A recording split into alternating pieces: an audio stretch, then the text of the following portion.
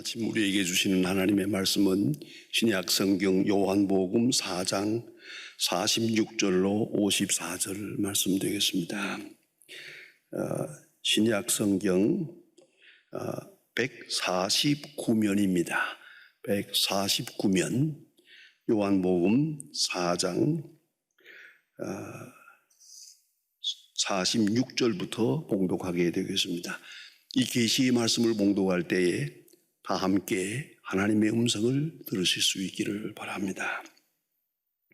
예수께서 다시 갈릴리 가나에 이르시니 전에 물로 포도주를 만드신 곳이라. 왕의 신하가 있어 그의 아들이 가버나움에서 병들었더니 그가 예수께서 유대로부터 갈릴리로 오셨다 하는 것을 듣고 가서 청하되 내려오소서 내 아들의 병을 고쳐주소서 하니 그가 거의 죽게 되었습니다. 예수께서 이르시되 너희는 표적과 기사를 보지 못하면 도무지 믿지 아니하리라. 신하가 이르되 주여 내 아이가 죽기 전에 내려오소서. 예수께서 이르시되 가라 네 아들이 살았다 하시니 그 사람이 예수께서 하신 말씀을 믿고 가더니 내려가는 길에 그 종들이 오다가 만나서 아이가 살아있다 하거늘 그 낫기 시작한 때를 물은즉 어제 7시에 열기가 떨어졌나이다 하는지라. 이에 아버지가 예수께서 네 아들이 살았다 하신 말씀 그때인 줄을 알고 자기와 그 온 집안이 다 믿으니라.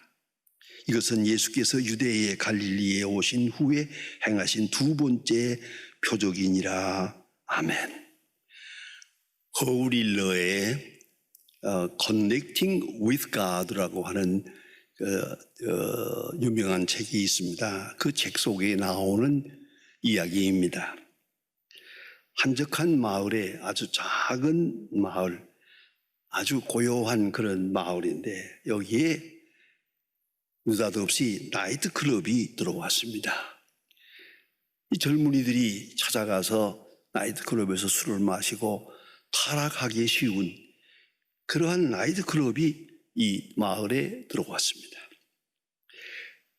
이 마을 교회에서는 이 걱정되는 일을 위해서 철야기도의 모임을 가졌습니다. 철야기도 하면서 그들은 하나님 앞에 기도했습니다. 하나님께서 직접 저 나이트클럽을 불태워 주십시오. 이렇게 간절하게 기도했더라 합니다. 얼마 후에 정말 벼락을 치고 번개가 치면서 나이트클럽이 불타버렸습니다. 나이트클럽 주인은 교회를 상대로 고소했습니다. 이렇게 기도했기 때문에 불타버렸다고. 교회에서는 또 말합니다. 우리는 기도했지만은 불을 지른 것은 아닙니다. 그런데 기도만 했을 뿐이니까 우리가 불탄 책임을 져야 할 일은 없지 않습니까? 재판장이 다 듣고 나서 말했습니다. 나이트클럽 주인은 기도의 능력을 믿고 교인들은 기도의 능력을 믿지 않았습니다. 나이트클럽 주인의 믿음이 교인들의 믿음보다 더 좋은 것 같습니다 라고 판단을 했습니다. 여러분, 믿음이 뭡니까? 도대체 무엇을 믿고 있습니까? 믿음을 한번 재점검해야겠습니다. 무엇을 믿고 있느냐? 어떤 형태의 믿음을 가졌느냐? 또 얼마나 믿음이 순수하냐? 아니, 믿음의 동기가 어디에 있느냐? 그 진실을 깊이 물어야 하겠습니다. 정말로 하나님을 믿는 것입니까? 또 믿는 대로 우리가 생각하고 믿는 대로 행동하고 있는 것이냐 물어야 하겠습니다. 저는 성경을 읽을 때마다 이 두 구절이 늘 마음속에 자리 잡고 있어서 거듭거듭 생각을 하고 또 확인을 합니다. 첫째는 믿음은 모든 사람의 것이 아니다. 데살로니가 후서 3장 2절에 있는 말씀입니다. 믿음은 모든 사람의 것이 아니다. 그렇습니다. 목회를 50년 동안 하면서 계속 느끼고 경험하고 간증할 수 있는 건 하나 있습니다. 믿음은 모든 사람의 것이 아닙니다. 바로 이 때문에 조교개혁자 존 칼빈은 구원받을 사람은 처음부터 예정되어 있다라는 예정론을 말하기까지 됩니다. 정말로 믿음은 모든 사람의 것이 아닙니다. 여러분 너무나 잘 알지 않습니까? 예수님의 제자 12사람입니다. 많지도 않은 12사람. 이 사람들이 다 예수님을 모시고 3년 동안 같이 기거하면서 예수님의 모든 활동을 보았습니다. 말씀도 들었고 이적도 보았고 그 능력도 경험했습니다. 그러나 가룟 유다는 예수를 믿지 않았습니다. 깊이 생각해야겠습니다. 두 번째 제가 귀하게 여기는 말씀은 에베소서 2장 8절입니다. 믿음은 하나님의 선물이라고. 하나님이 선물로 믿음을 주셔야 돼. 그래야 믿음이 생기지.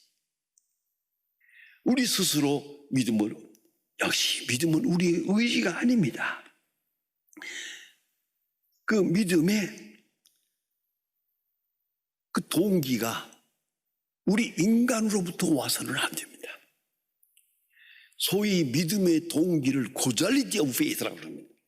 믿음의 동기가 처음에는 잘못됐더라도 이것이 고쳐지고 순화되고 성화되고 하나님의 뜻에 합당할 정도가 될 때까지 하나님께서 믿음을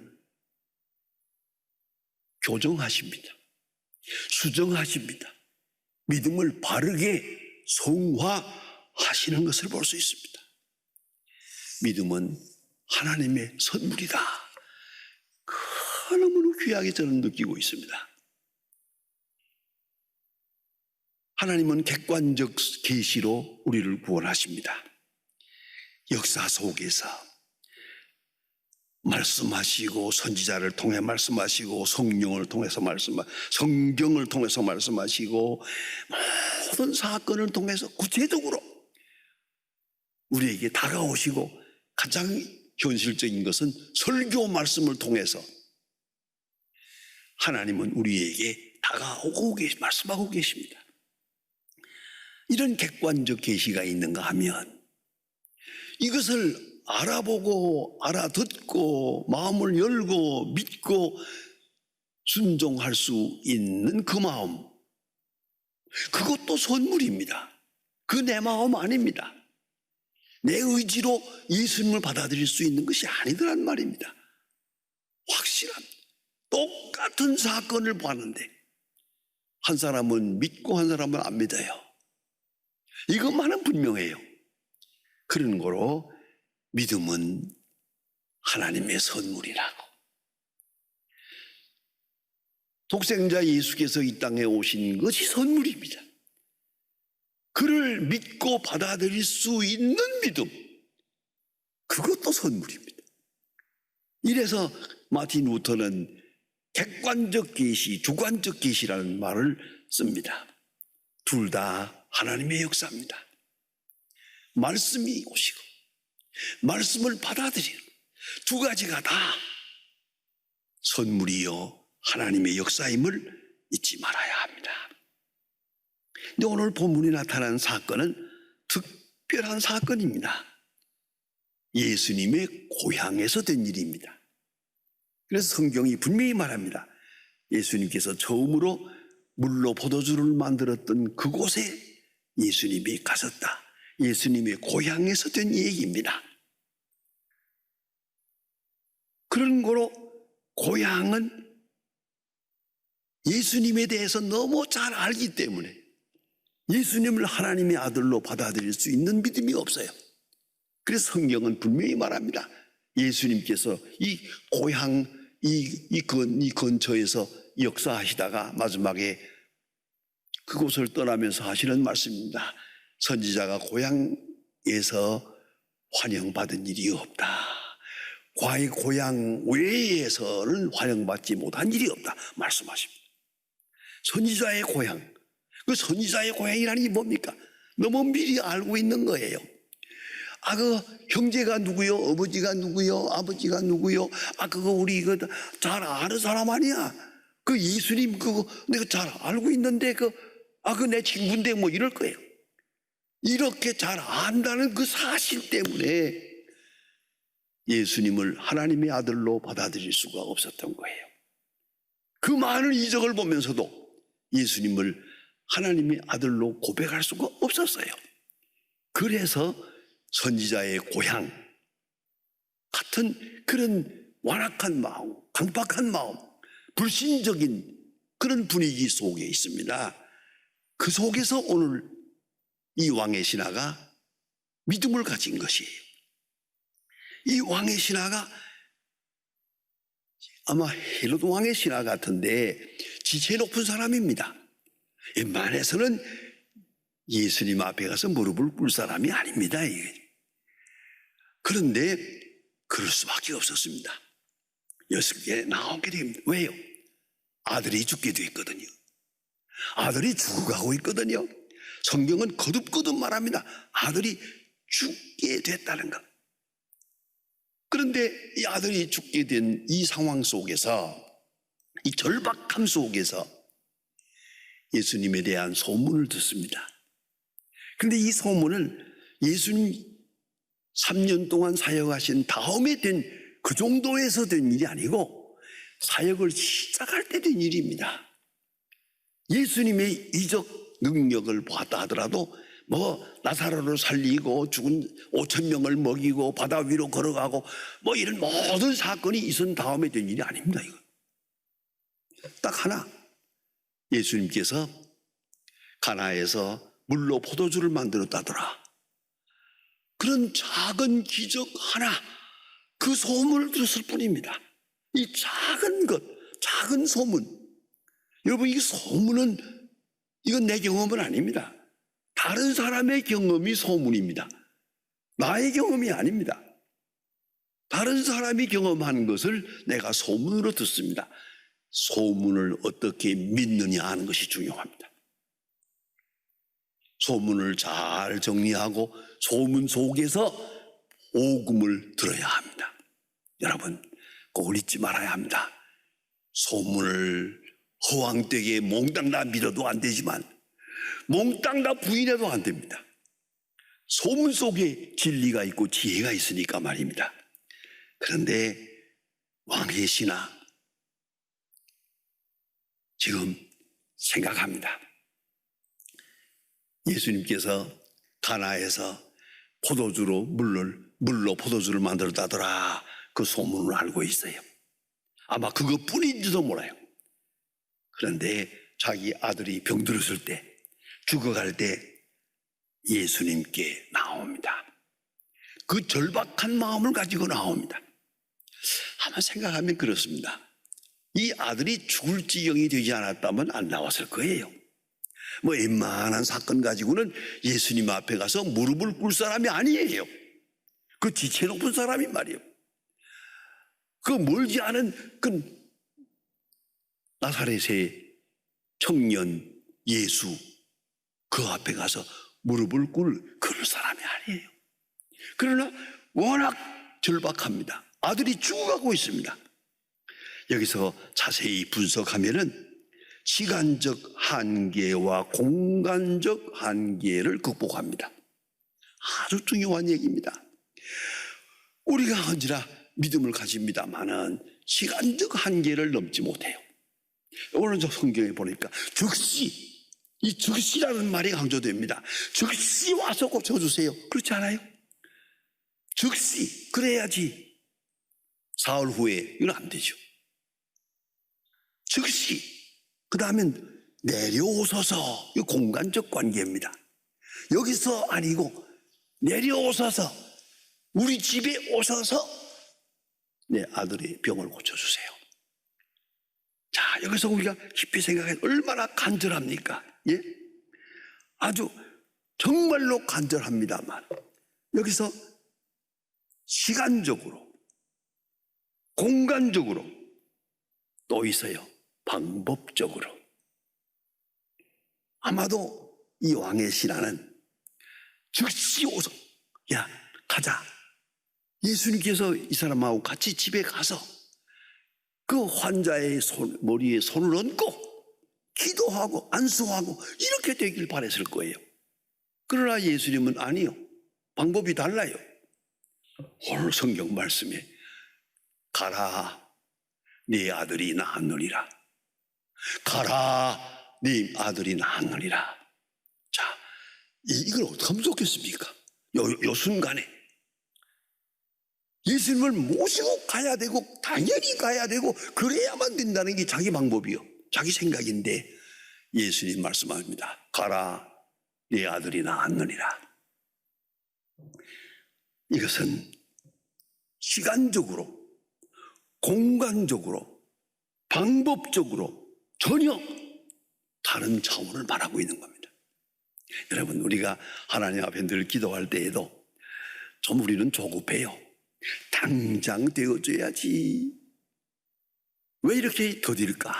왜 응답이 더딜까?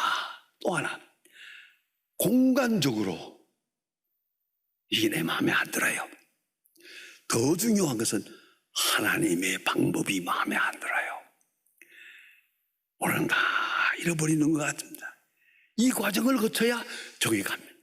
그러나 우리는 그러지 말고 그 위에 즉각적으로 오셔서 내가 바라는 방법대로 응답되기를 바라는 거예요. 그런데 예수님께서 이 왕의 신하에게 말씀합니다. 가라 네 아들이 나았느니라. 저는 이 말씀을 볼 때마다 생각합니다. 이 왕의 신하 이 자리에서 믿고 가더니 그랬어요. 굉장한 믿음입니다. 여러분, 우리가 하나님 앞에 기도합니다. 가라 나 응답됐느니라. 갈 수 있어요? 그러면 무슨 표적을 주세요. 이게 우리 인간의 생각이에요. 인간적인 시간, 인간적인 공간, 인간적인 방법, 거기서 행하지 못하거든요. 때때로 나는 얻기를 바랬는데 잃어버리고, 나는 건강을 바랬는데 병들고, 나는 성공을 바랬는데 실패하고, 이런 사건이 있을 때마다 어찌하여 하나님은 나를 버리시나이까? 모든 것이 끝나는 것 같은 고통을 느껴요. 그런데 오늘 이 사람은 절박한 마음으로 와서요. 즉시 오셔서 내 아들의 병을 고쳐주세요라고 했습니다만은 예수님은 가지도 않았어요. 그리고 말씀하십니다.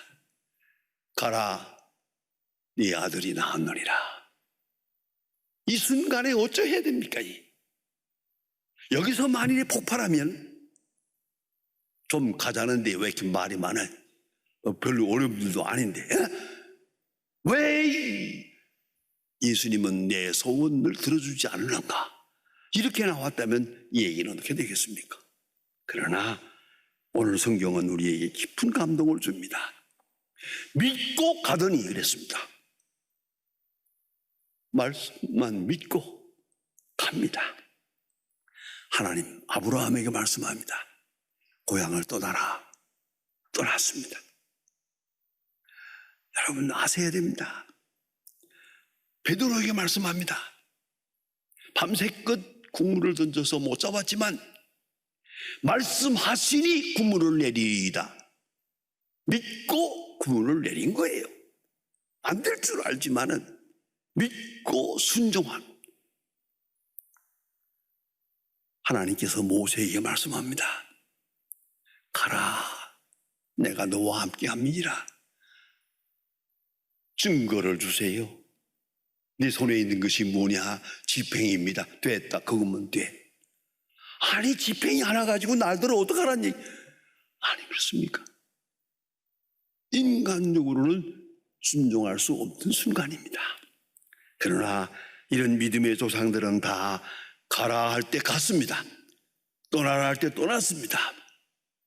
믿고 가더니, 이 한마디가 얼마나 우리에게 충격적인지 모릅니다. 처음에 가졌던 포스트 코잘리티는, 처음의 동기는 예수님께서 오셔서 안수하고 병 고쳐주시는 걸 봅니다. 그러나 예수님의 말씀은 아닙니다. 방법이 다릅니다. 시간도 다릅니다. 공간도 다릅니다. 가라, 네 아들이 나았다. 여기서 생각을 바꿉니다. 그리고 믿고 가더니, 가보았더니 아이는 벌써 나았어요. 어떻게 낳았냐 그러니까 언제부터 열이 떨어졌습니다. 그래. 그때 예수님이 말씀하는 바로 그 시간이다. 알고, 그리고 온 집안이 믿으니라. 확인하고 나서 온 집안이 믿으니라. 마음에 들어요. 믿으면서 자기를 부인합니다. 믿고 순종합니다. 믿고 찬송합니다. 믿고 감사합니다. 내 눈에 보이는 것이 없어도, 아직 내 손에 들어온 게 없어요. 그러나 내 아들이 나았다 하는 말을 믿고 간 이 왕의 아들처럼 말입니다. 이 신하처럼. 이런 믿음, 믿고 가는, 가서 보고 확인하고 하나님을 찬송하는 이 아름다운 장면을 생각해 보세요. 이것이 신앙생활입니다. 때때로 우리는 우리 자신의 고집을 부렸습니다. 내 방법대로 되길 바랬습니다. 그런데 아니에요. 내 방법이 아니고, 내 시간도 아니에요. 내 공간도 아니에요. 내가 가지는 감각적 세계가 아니에요. 오히려 이거를 부인하게 하시고 하나님의 뜻을 이루어가는 걸 볼 때, 귀한 믿음입니다. 믿고 가더니, 그런 믿음. 가서 아이가 하나 한 것을 보고 말씀하신 때인 줄을 알고 온 집안이 믿으니라. 온 집안이 믿으니라. 참 아름다운 해피엔드가 여기에 있습니다. 여러분, 우리 믿음이 어디에 있는가? 우리의 믿음이 극복해야 될 것이 있습니다.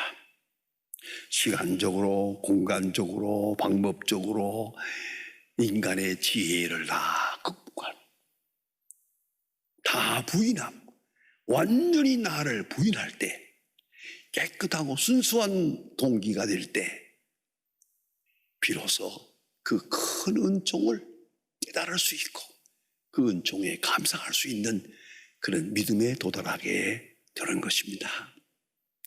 기도하십시다. 이 프로그램은 CTS 방송가족의 사랑과 후원으로 제작되었습니다. 후원전화 02-6333-1003번, ARS 060-808-1004번으로 전화주세요.